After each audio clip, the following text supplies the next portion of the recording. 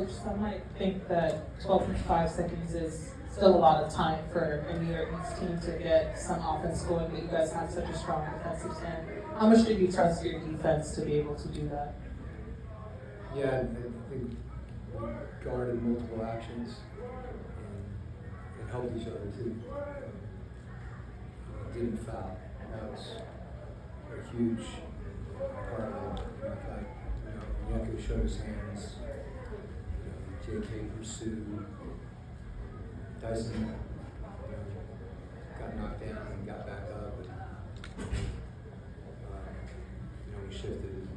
We made it congested. So a lot of good things happened on the possession from, sort of those kind of all five guys did their job. So it was and then the loose ball at the end.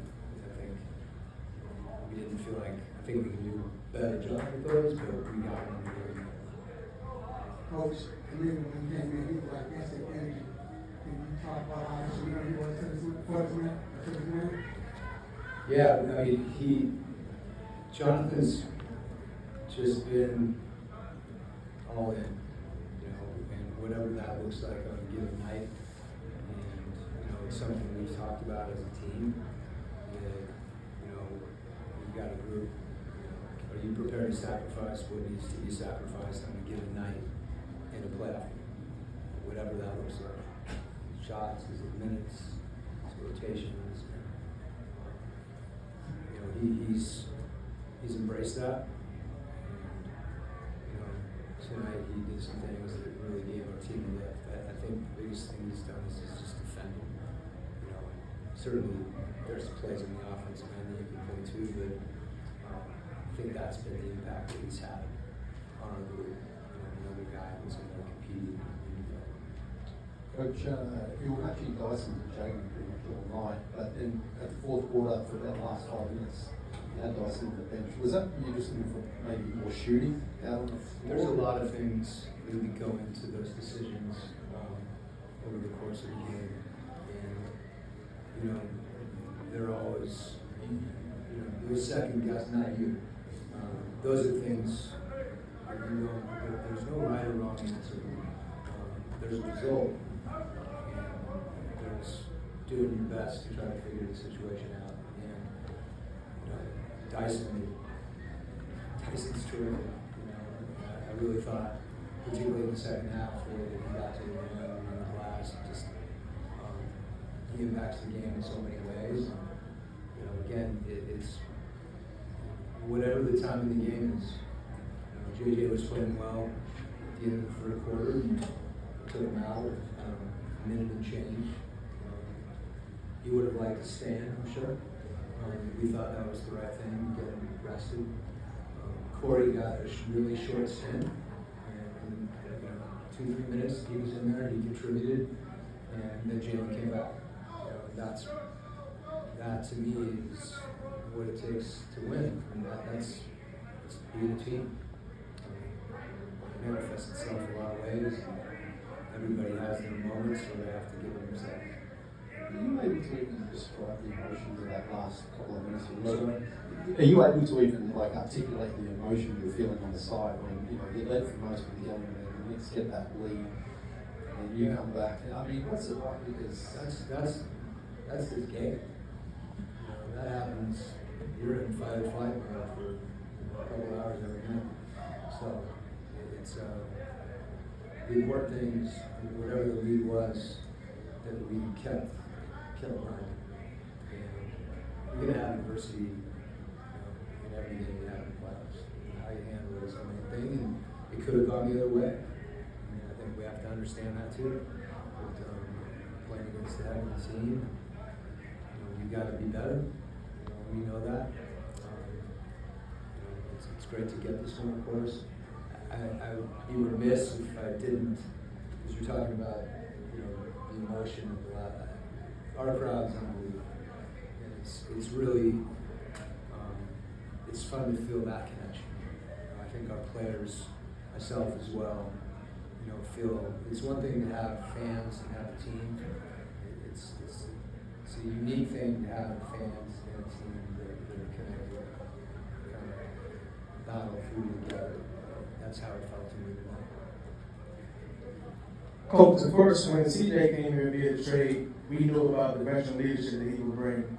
But over the last 2 games, it's almost been like he's stepped into a scoring time machine. Can you talk about how clutch he's been over the last 2 games and maybe give us some insight of what you two have seen together out during the court in the last 2 games? Yeah, I actually have a little different spin on that I think says even more, and I agree with your question. I'm not sure if it was the 1-minute mark or a little after. We put the ball in Jalen's hands for possession. And I think what CJ has been able to do is as good as he's been, even throughout the course of the game at various times. That's how he started his time here. And okay, let's go. And JJ was really, really good. It was good to see him kind of play through a lot and stay even keeled. And CJ and all our guys kind of just being behind whatever their teammates are doing. And obviously, in the last possession, CJ, he can create a shot. And that's a unique thing. And he had the opportunity to do that tonight. And put a ton of confidence in being able to make those plays. And as I said too, I think knowing that he can do that, and also being willing at a given time to defer to one of his teammates, says a lot about the leadership that he's given us. And, I'm not discounting his pretty good play at the end of the game, but I think his leadership has been, it's shown itself in a lot of other areas in addition to obviously play. Coach, to piggyback on what you just said a few minutes ago about the energy of the team and the energy of the fan base kind of sinking. When you look at just what the fan base and the energy they brought tonight, this building has been able to experience playoff games, over the last few years or so. When there's a playoff game in this building and you feel that kind of energy, can you describe what the energy was like tonight in this type of game? Yeah, the NBA playoffs are, it's a unique event because it is 7 games. There's it grinds. And so to have, that kind of support, it can give you a lift, during those times when you just naturally become drained.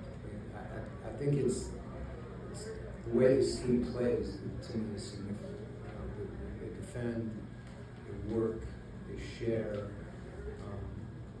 That's the thing about this group that I've enjoyed so much.